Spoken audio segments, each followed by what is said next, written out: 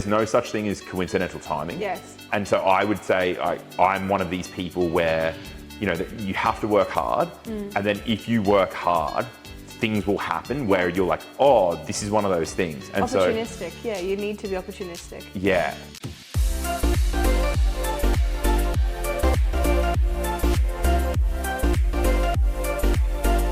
Hello and welcome to another vlog on YouTube and podcast on Spotify and Apple Podcasts by the Fit Minds podcast.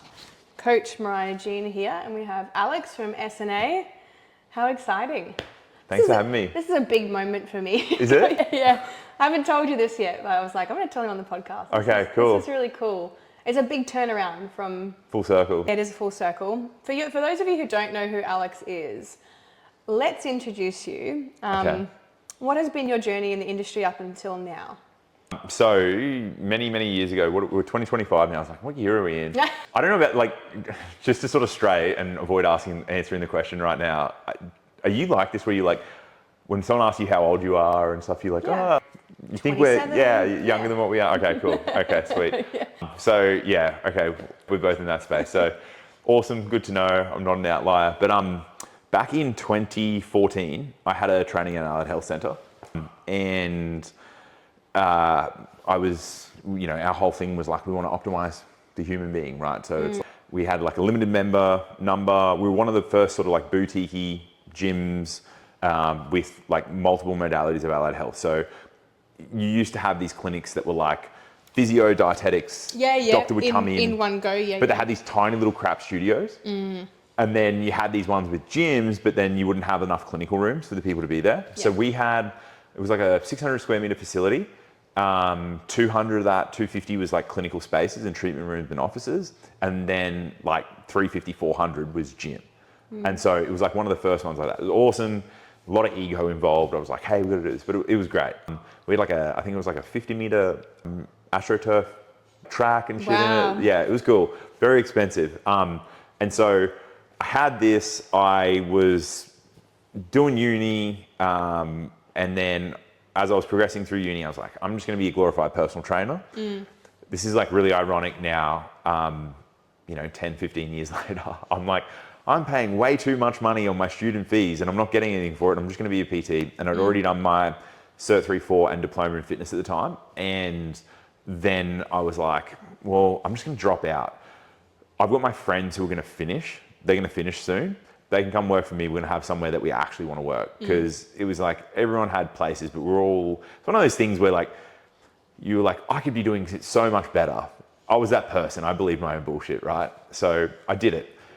They finished and then they came and worked with me. So they were doing things from human movements and dietetics through to exercise, sport and nutrition science, all that kind of stuff. And so I had a physio, a dietitian, and then to begin with, it was 4 or 5 additional graduates of exercise, nutrition science, sports science stuff. And so that was our core thing. We had a doctor that would come in once every 2 weeks to 4 weeks. And then we had a couple of ex-physios on staff as well. It was big ego, win with this stuff. So I was especially for back then. Anyway, a friend of mine who was my insurance broker at the time comes in and we had this full spectrum service thing. So everyone came in and they would pay anywhere from say I think it was starting thing was about $60 a week. And then it went up to maybe $200 a week depending on the package. But the base thing would be you're getting a nutrition program, a training program, access to the gym, X amount of frequency of reassessments and updates of your programming. So there'd be some form of one-on-one consultative service. I think it was 2 or 4 weekly. I don't even remember. I could probably pull it up. But that was our base thing, right? So everyone had a plan. So where was the nutrition coming from? Well, it was coming from us because we'd done these nutrition subjects at uni.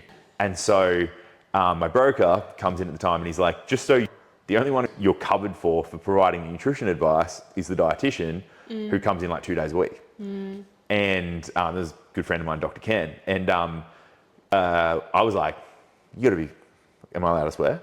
No. Okay, so this is my internal monologue. The F-bomb has to be put into Okay, yeah. I was like, are you fucking kidding me? This is stressful as fuck.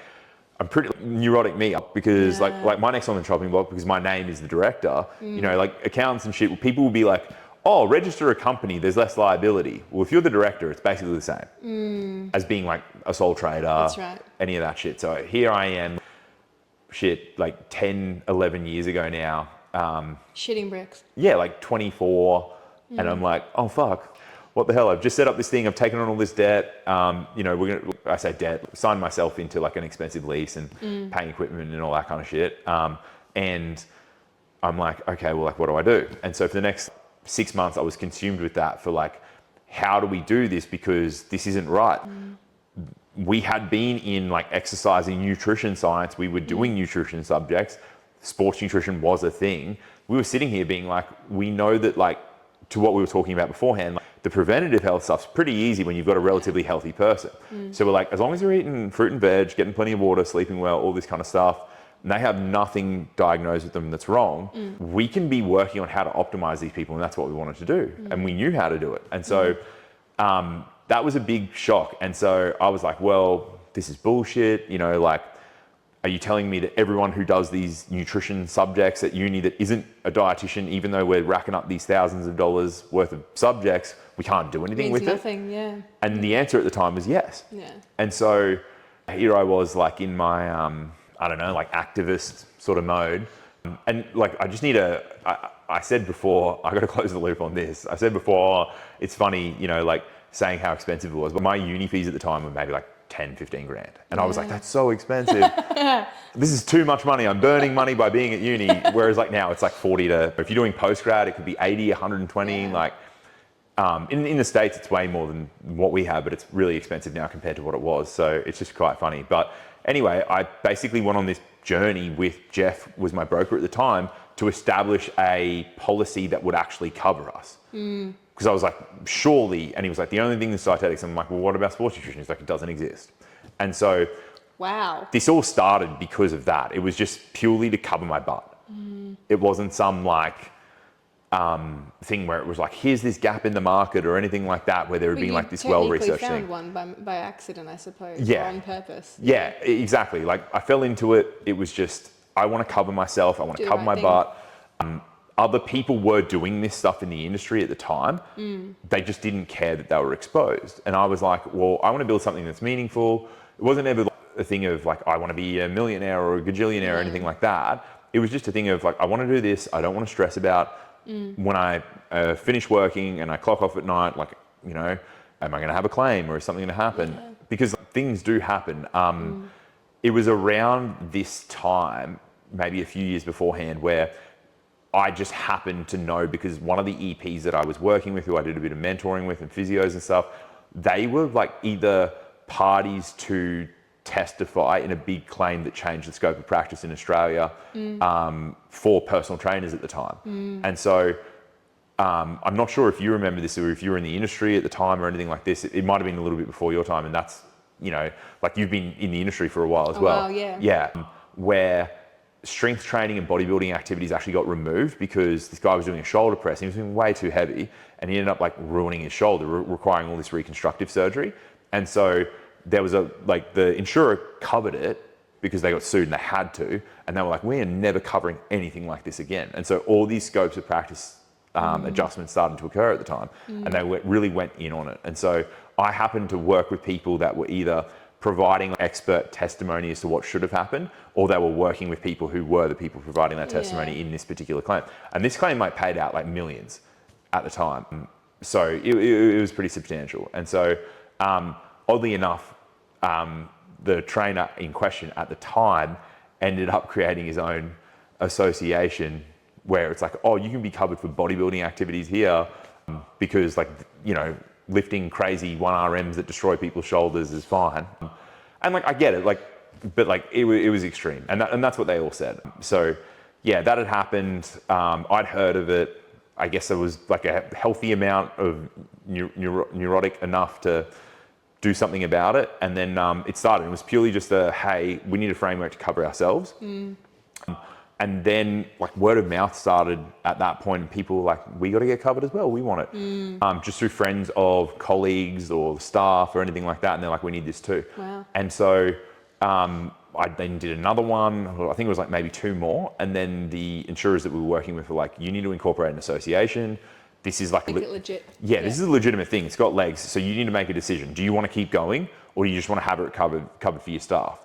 And I decided to keep going because I was like, no, this is something that I'm passionate about. I think other people should have access to. And so then we went through the process of establishing an association. And then that's where, at that point, we then were like, okay, we then said like education is a part of it, because the people initially that we were like recognizing and providing access to insurance were really already university graduates. Yeah.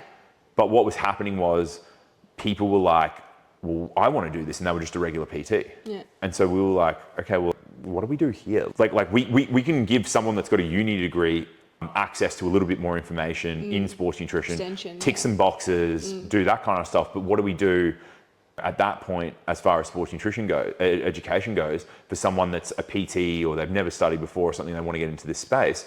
And that's where we started working on the first iteration of what the program was, which was the association was established, and it was an association-led initiative to basically say, for all these like non-uni grads, here's a pathway for you to come in. And so there was a lot of back and forth in terms of like consultation with independent consultants, third-party compliance people in the education space, like top academics in the field. And it was really a thing where, apart from a US organization called the ISSN that I was like a part of at the time, it didn't really, like sports nutrition formally really wasn't a thing. No.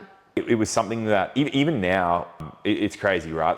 I'm talking about this from going back, like 7 to 10 years ago now, because it took about 2 to 3 years to get a legitimate framework established from there before we had this thing where other people could come through. But even now, there's no real formal academic frameworks. That's something we're working on. I'm sure we'll probably get to it later. But basically, we established a framework because no academic framework in the country at the time, and even now, existed in sports nutrition. So you could do some sports nutrition study if you were doing a master's. There was like 1 or 2 master's programs, but like if you want a grassroots sports nutrition education, you had no access to get it. And especially in an evidence-based manner, like sports nutrition was really like what you would read in the muscle tech things. Yeah. It was like Florida University shows that creatine of this particular type with all this dextrose in it, it was like 10 grams of creatine and 30 grams of dextrose has a 500% increase in muscle over a 14-day period or some shit like that. And that was the sports nutrition. Yeah. And so like we were sort of the first to really provide an academic framework for that. And so a program got established. And we had a pathway for PTs and non-uni grads to then get access to registration and insurance, so that way they could be recognised and endorsed to be able to do this stuff. And since then it basically was, we had interest from, it just grew, and we had interest from people in New Zealand. Typically what happens in Australia, New Zealand tends to follow within a year or two. And then we had interest from people in Asia.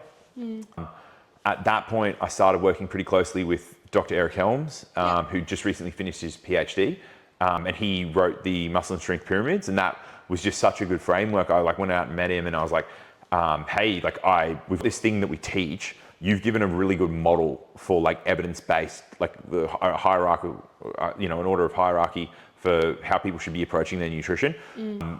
Are we cool to do this? Can we provide students access to these books at a cheaper rate? That type of stuff. And we really hit it off from there. And he was like, yeah, I'd love to be involved. And so that happened. And then we hosted a conference in 2019. And that was the year I did my accreditation. Yeah. And so we did the conference, and we had a bunch of international speakers come out, and I did a speech on just like claims in the industry and stuff, because people weren't aware. And I'm sure we'll get to like claim stuff later, so I won't go off topic on here, but I did that. And it's not like there's heaps, but there's enough.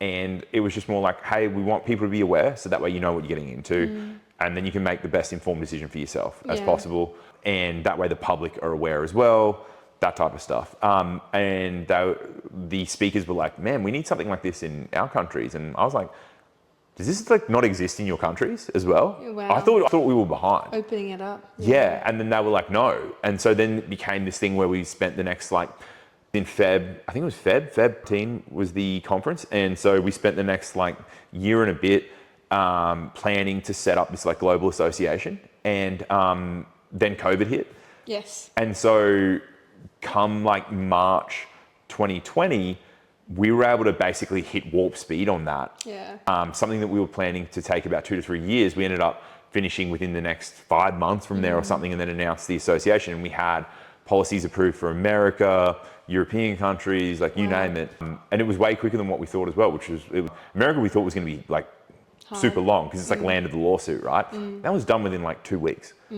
So yeah, that happened. So we set up the global thing, and then ever since then it's sort of just been non-stop, like exploding. Yeah. Like our main thing is, we are a professional association, so the standardization of education, the standardization of scope of practice, the standardization of best practice, like what best practice and a minimum best standard of best practice should look like, is there. That's the main thing. Education is a means to that, but like it's not just us. Like we've got other providers that we work with, we've got other unis and institutes. So it's just one of these things. So I think that's the thing. I don't really like talking about myself because I'd rather just talk about the journey, because I'm just a regular punter. But yeah, that's basically been it. It was like I started it to cover my butt, and then it was like other people were interested, and I wanted to make sure that they had access to something that would actually protect them as well. Because to me, I was like, this is something that's cool that people should be able to do. And we had, at the time, we had dietetics, but then we had nothing sort of on the other side of that, right? Which is like dietetics being medical nutrition therapy, but nothing before. Yeah.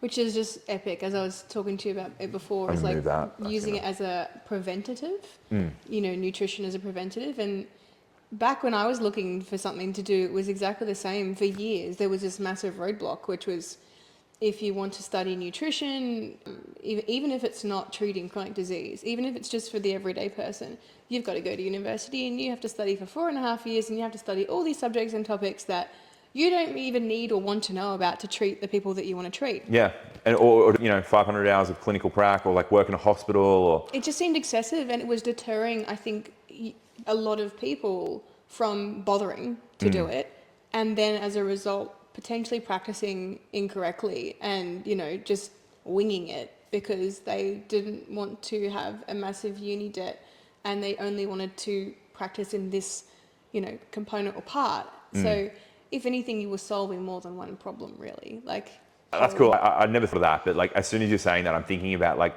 how many people have we met over the years, right? Where they're like, I know more than that person in this area, and you're like, oh, like okay, but like you shouldn't be doing this. Yeah, because it's the idea that just because that they have walked in those shoes themselves or done it themselves, that then they can then practice. But like even learning about how I didn't know where it had come from. All I knew was I knew you, and like the little group pracs that we would do, like that we the bioenergetic stuff. Yeah, and just the people in my class, like my cohort, who have now gone on to do incredible things. Like Nick Weir was in mine. There's just with some amazing people, and even to think.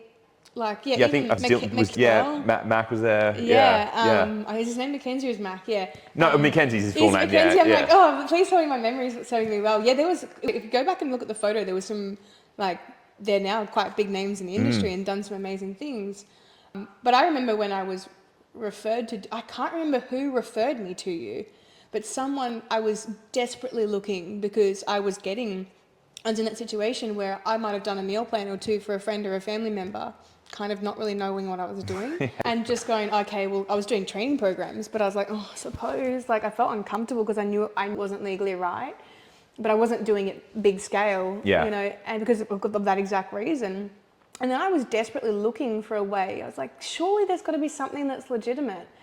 And I dug and I found you, but it wasn't on the internet. Someone did refer you to me, and I just can't remember who it was. That was like our first, I reckon, 6-7 years. Even now, like word of mouth is such a strong thing. Yeah, I referred like so many people. But I do it with this excitement because I'm like, this is going to change your life. This is going to also, like, you can see where my life went after. Yeah, I mean, like here we are in your like amazing house. Like, this is epic. Yeah. It's because it's clues, right? Like where you built up, and where people, as you said, started getting really interested in what you were doing. They wanted to be a part of it because they could see where it was going to end up and where it was, going to grow to. So. Yeah, I mean, I had no idea it was going to be like this. Like for me, it was just like let's do this thing and, sort of make sure people are looked after. Do the right thing, even when no one's watching, and it ends up becoming, yeah, it was more like, let's just look after the people. Because, Right. and you know, like even from the get-go when when the insurers and they're like, you know, you have decisions, right? You can keep going with your business or you do this as well and set it up. I was like, man, I don't want to let the people down who I know, because it's not just me. Like ultimately, yes, our center may be exposed, or maybe we keep maybe I managed to keep that policy going. But like at this point, there was another 20 people, some of them my closest friends, and they'd gone on and done their own thing, and you know, they're no longer working with me and stuff. And I was like, well, I don't want to like leave them hanging. And so it was much like a service-based thing. Yeah. And it was more just like, at that point, I was like, people need to know. And it's funny because fast forward to 2019 from like 2015, 2016 when this is happening. And I'm finding out from my colleagues that no other countries really have this stuff and like have a standardized scope of practice and standardized educational minimum standards, all this kind of thing, right? And but at the time, I'm saying to myself, like, we're so behind. Like the States, they're way more ahead. Like Europe, they're way more ahead. Like we need to be doing better. But like I didn't know. But yeah, it's just funny how it sort of works out. But yeah, that's pretty cool. Yeah, that's really cool. I like it. It's the butterfly, isn't it? It's this tiny thing that just blows up. And it's funny. Like I think my experience, and if you know, this is just if anyone's listening and they find the story interesting or they're like interested in business in general, I would say I represent a small amount of people in business where like, and I'm not big into like metaphysical stuff or as like an interest, but I don't like sort of like not even a hobby. It's just like an interest, something that I find interesting. It's more like entertainment and like my ability to like not think about work, and it's just like a nice story. But like, you know, people will be like, visualize this, and all. I never did. But one thing that I have experienced is like, if opportunities are presenting themselves and it's almost like there's no such thing as coincidental timing. Yes. And so I would say I'm one of these people where, you know, that you have to work hard. And then if you work hard, things will happen where you're like, oh, this is one of those things. And opportunistic. Yeah, you need to be opportunistic. Yeah. And so for me, it was a case when I had that conversation with the insurers and I made the decision that, and I knew I had to make a decision. Something occurred at that time where my facility got rezoned and a bunch of facilities and gyms and stuff within like I think it was like a 3K radius all got rezoned, and they were getting kicked out. Like they were given like 30-day notices, $15,000 fines, and you got to go. And then you're still like liable for your lease and all this kind of shit. And so I couldn't then sell it as an ongoing concern. So I was like, if I wanted to keep doing this, or say I wanted to go down the like, you know, the sports nutrition stuff, I was originally thinking, well, I can sell my business. And then instantly that got taken away. Could have gone that, So now I couldn't sell it as a going concern. So I'm like, fuck, what do I do? And then I'm sitting there for the next 9 months of my remaining 4-year lease that I had. And then I went like +2, +1, +2, or something like that with all these options, right? And so 9 months before the last one, and I was preparing to very much like stay for another 4 or 5 years. And then I get this like feedback from the insurers, and then I get within like a week of that, I get the feedback, like we hear stuff from the government. We don't get like a notice or anything like that and a fine. And then I'm like, oh my God, like, okay, what do I do here? At this point, I'm talking to one of my mentors, and he was like, man, like you signed this really expensive lease. He's like, how much do you make in a week, you know, just from your clients? And I was like, probably about like $4,000 a week is what I'm billing out at the moment. And he was like, cool. So your rent is like $130,000 a year, plus your equipment's another 30 to 50 grand on top of that. Plus you've got power and blah, blah, blah, blah, blah. He's like, you are really working to just keep the doors open. Yeah. He's like, if you were paying rent, and the rent at the time, if I just went to a gym, he's like, if you're paying $250 a week rent, you're gonna keep $37.50 of that. He's like, where would you be if for the last 3-4 years you'd been doing that? And I was like, I don't know. He's like, I can tell you, you would be $120,000 to $150,000 a year ahead of where you are now times 3 years. Yeah. He's like, you know how like you want to get a property and stuff? You would probably already have one by now. Yeah. And I was like, whoa. And so basically like these things happened. And then he said at this point, he's like, so if you decide that you want to go and do that, I actually have some colleagues that I can introduce you to who now like they would be interested in buying this business, but they wouldn't want to buy it if it was a going concern because they only want your staff and they want your members. Yeah. But they're not going to pay you what a going concern would be. But now because of the rezone, I couldn't get a going concern because even though I hadn't been given the fine, no, like if I sold that business and they took over the lease, they wouldn't be approved for it. They couldn't get any council approvals, nothing. So it was all pretty fortunate when that happened. So I made the decision and I was like, okay, I'm going to go do this. Like, this is where I'm really passionate. I like this, but I ended up almost resenting it. And I would say for any people listening or watching this, if you're finding any value, great. Hopefully it doesn't bore you too much. But a lot of people think I need to get people under me and I need to grow this huge company and stuff. And I got to a point where like that business needed at any given time, like at any given point in time after we'd ramped up for it to pay me like a decent wage. Like, and at the time I think it was like $85,000 a year, which was good for back then, especially for my age. But I was working like 60, 70 hour weeks. I needed on average like 15 staff. Yep. I was just a glorified operations manager. Yeah. And so if we were turning over people on average every like 2.5 to 3 years, I was having to recruit someone and train them and onboard them on average every 2 months. It's a lot of work. And so I didn't like that. Like I didn't like being an ops manager. I wanted to like be on the tools. And so, yeah, it basically just fell into place where I was like, okay, well, this is what I'm going to do. I made the decision. And then after doing that, I was like, how many students can I work with now if I do this and we get this framework set up? And I went from, you know, like 10 hobby type size to, I think it was like 30. So it was like I tripled the space that I could take on. And the very next intake, after I got the approval of the academic frameworks and all that kind of stuff, and then had done the deal to sell the business and get it absorbed and make that transition, I think I had 4 weeks from when I'd done that to then go into that cohort. And then like 30 went like that. Wow. And so it's one of these things where it's like weird timing happens and you've just got to be aware of what the opportunity is. Because I could be sitting there and being like, woe is me. And I was for a bit. I was like, woe is me. Life fucking sucks. Poor me. I've been rezoned. It's out of my hands. All this kind of shit. You know, what bullshit.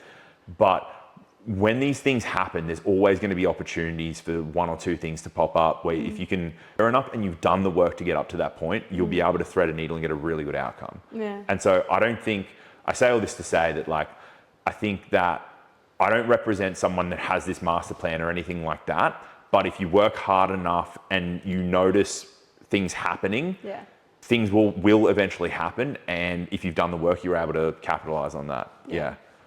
Like we were saying before, if you know you can do something and you've got that knowledge, why not? Exactly. Why not do it? Don't hesitate. Yeah. Hesitation is a thief of progress. And we just stay where we are otherwise. Yeah, massively so. Yeah. And like, it's one of these things where I think, you know, I don't want to understate, like I was sitting there for months, like a few months being like, woe is me and stuff. But when I caught up with that mentor and I had that like realizing moment, I then didn't go like, oh, I'm immediately selling and I've got to then sell this thing and then I've got to do these courses or anything like this. It was like, okay, I want to do this. Yeah. And I wanted the sports nutrition stuff. I have to now make sure that this framework, this academic framework, we get that set up and we do it properly. I have to make sure that we do these things. So that's all I could think of in the moment. Then I was like, introduce me to the people that you know and we'll get that stuff happening. And then from there, it became a thing of, okay, how long will it take to get this framework set up?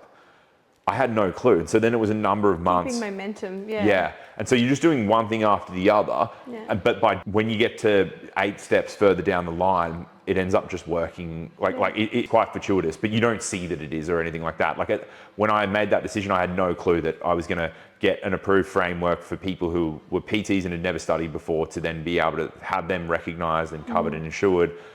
And to know that I would have 4 weeks to fill it up and I was going to fill it up. I had no clue, but I just did the things. And then by doing the things, I put myself in that position and then it just sort of happened. Open up this massive market for yourself, accidentally, but on purpose. Yeah. That's a really cool story. How it came about, I was kind of somewhat aware of it, but that clears up a lot about your path and how long it takes to This get is probably the best, like, I've explained it ever. It's I've done a few great. podcasts and stuff before, and I sort of glaze over things, but yeah, this is probably this will be my reference. If anyone wants to know, I'll be like, come watch this. It's very inspiring, I think, for many people, because it's a representation of what can happen, you know, if you do persevere. Yeah, and I'd say the reason I said, like, I'm not like most or anything like that is to say where, like, a lot of people will be like, have you planned and all that kind of stuff. Like, I'm probably a part of the minority. I wouldn't base any business decision on like my path or anything like that. I think a very few people are very fortunate where these things happen. But I guess the reason that I bring it up is so that, you know, like, you've just got to fucking do stuff anyway to even get to that point. But I think for most people, if you could have a measured, planned approach, that's always best, but sometimes you can't. So don't freak out if you don't. There's a certain aspect of reactivity. Yeah. You can be as proactive as possible, but yeah, some things like this is like whole new grounds. This hasn't been walked before. So. No. The thing that, like, it's funny, I met accountants over the years and other, like, people, like, I've got some mentors who are in, like, venture capital and stuff now, like, way more successful than, like, anything I could ever dream of. And they're like, oh, it's basically, all you're doing is just establishing a new professional service. You're basically like the CPA for accountants, which is like the Charter of Practicing Accountants. That's an association that registers them, but in order for those people to become a charter, like get a CPA, they don't just do their degree, they do like the other stuff on top. And then we've just got a bit of like a grassroots entry for some people to get in, so that way, and this was like, I guess, the benefit of being a newer, more innovative association and establishing a professional service now, as opposed to, I don't know, like, how long have accountants been around for? Like 200 years, 300, like so long, right? And so their whole thing is like, go do your uni thing first. Whereas we were able to go, hey, uni's great, but like the programs at the moment don't set them up for what people need to succeed. Like, the problem that they have to solve is, how do I get clients and how do I keep clients? The pracs aren't solving that. The pracs are, like we said before, they're like in hospital. And there's like a small percentage, like this tiniest sliver of the pie for all of the like work that you can do as a nutrition professional where you work in a hospital. You got to be a dietitian. They're like hen's teeth, those jobs. So if you don't do that, then you're in private practice, self-generated client work. That's right. And so they're not teaching them how to solve that. Even nowadays, like, we still talk about it. We work with a bunch of unis. They're like, how can we get a little bit more exposure? I'm a guest lecturer for some of them. And like, that's a part of their solution, is like, they'll bring me in and I'll say, like, you have to learn how to solve this. If there's a room of 200 of you, like, for a lot of them, I'm on like Zoom and shit. And I'm like, say there's 200 of you. Typically I'll be doing postgrad, so it's like smaller, but say there's like 50, I'm like, maybe like 4 of you might get an employed role. The rest of you, like, you're gonna have to work out how to get clients. So you have to solve this problem. And so, yeah, they don't teach them how to solve that problem that well. And so what we said was, like, let's get an avenue for people to get their feet wet, to work out if this is what they actually want to do. And then it's like, if you do, well then, okay, we're going to comply with the government standards, we're going to do all this stuff. But the worst case scenario is that if it's not for you, you've spent 6 months studying and $5.5 grand or something now. Back then it was cheaper. Not 50 grand. As opposed to 3 to 4 years and 50 grand. Like, worst case scenario, if this doesn't work out for you and you don't like it. Tax write-off. Like, you're probably going to make it back in 6 to 12 months, you know, if it's 5 grand. Right. Whereas, you know, 40 grand, 3 years, whatever it is. All that time. You're not getting that back. You know, so like, then once you know that it's for you, it's like, let's double down. Let's do our thing. Let's keep going. Yeah. So cool. I love it.